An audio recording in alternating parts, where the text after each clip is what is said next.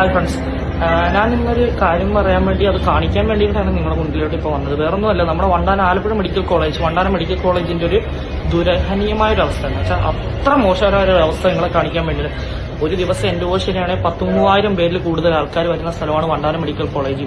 ഈ വണ്ടാനം മെഡിക്കൽ കോളേജിന്റെ back side എന്ന് വെച്ചാൽ മോർച്ചറിയുടെ ബാക്ക് സൈഡ് അല്ലെങ്കിൽ നമ്മുടെ PG ക്വാർട്ടേഴ്സിലോട്ടും അല്ലെങ്കിൽ ഹൗസ് ഏജൻസി ക്വാർട്ടേഴ്സിലോട്ട് പോണ റൂട്ടിലുള്ള ഒരു അവസ്ഥ നിങ്ങൾ കാണാം. ആ റോഡിൽ നോക്കിക്കുക, പല മരുന്നുകളും കാര്യങ്ങളൊക്കെയാണ് ഇവർ ഈ റോഡ് സൈഡിൽ കൊണ്ടുവച്ചിരിക്കുന്നത്. ഇത്രയ്ക്ക് ഇറസ്പോൺസിബിൾ ആണോ എന്നാണ് ഞാൻ ആലോചിക്കുന്നത്. ഹെൽത്ത് ഡിപ്പാർട്ട്മെന്റിന്റെ അവസ്ഥ നോക്കിക്കുക. കാരണം പല മരുന്നുകളുമാണ്, അതിൽ മരുന്നുണ്ട്, സിറിഞ്ചസ് കാര്യങ്ങൾ, മാസ്ക്, യൂസ് ആക്കുന്ന മാസ്ക് കാര്യങ്ങൾ എല്ലാം ഉണ്ട്.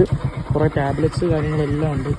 കുപ്പികളും കുറെ വേസ്റ്റ് ചെയ്ത അൺയൂസ്ഡ് ആയിട്ടുള്ള കുറെ ടാബ്ലറ്റ്സ്, സിറിഞ്ചസ് കാര്യങ്ങൾ എല്ലാം എന്ന് വെച്ചാൽ നമ്മുടെ മരുന്നുകളുടെ ഒരു ശേഖരം തന്നെ എന്ന് പറയാം. റോഡ് സൈഡിൽ ഇട്ട് വെച്ചിരിക്കുന്നത് കുറെ ചപ്പും ചവറുമായിട്ടുള്ള ഒരവസ്ഥ.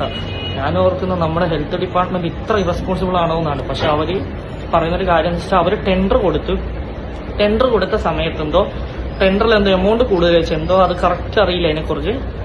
ആ എമൗണ്ട് കൂടുതൽ വെച്ചപ്പോൾ ഇവര് അത് പറ്റില്ലെന്ന് പറഞ്ഞുകൊണ്ട് അത് അവിടെ കൊണ്ടിട്ടെന്നാണ് പറയുന്നത്. പക്ഷെ ഇതിനകത്ത് വേറൊരു ട്വിസ്റ്റ് എന്താണെന്ന് വെച്ച് കഴിഞ്ഞാൽ ഇത് ഇനിയും ഒരു 15 ദിവസം അവിടെ തന്നെ കാണുന്നതാണ്.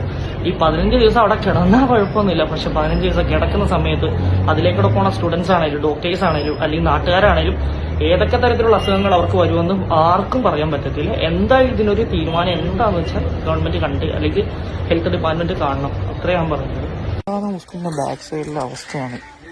ഇതിനകത്ത് സിറിഞ്ചസ് ഉണ്ട്, കുറെ ടാബ്ലറ്റ്സ് ഉണ്ട്, പഴയ എക്സ്പയറി ആയ മരുന്നുകളും കാര്യങ്ങളൊക്കെ ഉണ്ട്. എന്താകുമെന്ന് അറിയത്തില്ല. ഇതൊക്കെ ശ്വസിക്കുന്ന ആൾക്കാരുടെ അവസ്ഥ. ഇത് PG ക്വാർട്ടേഴ്സിലോട്ട് പോണ റൂട്ടാണ്.